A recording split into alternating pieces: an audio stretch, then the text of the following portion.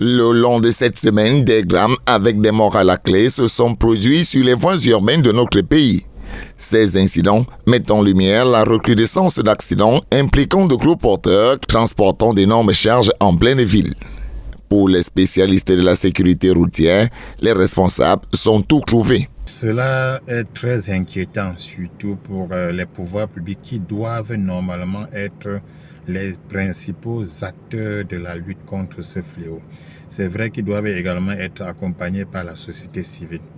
Mais beaucoup de problèmes sont, je peux dire, retrouvés sur ce côté, notamment le problème de visite technique, surtout pour des camions transportant les conteneurs, et aussi l'état défectueux de nos routes. Après l'accident à Douala, le maire de la ville a pris un arrêté conditionnant la circulation des gros porteurs dans la ville.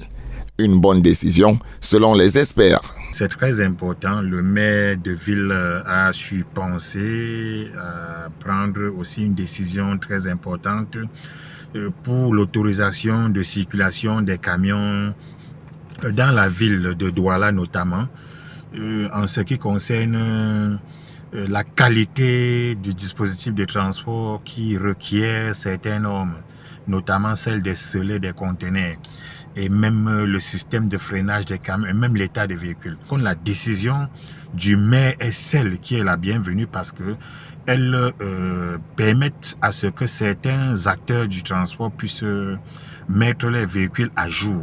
Pour les spécialistes de la sécurité routière, un accent particulier doit être mis sur nos voies urbaines. Il faut toujours relever que si dans le comptage des victimes d'accidents de la route, je pense que il ne faut pas toujours faire des sorties lorsqu'il y a une dizaine de morts. Même s'il y a un mort, il faudrait communiquer là-dessus.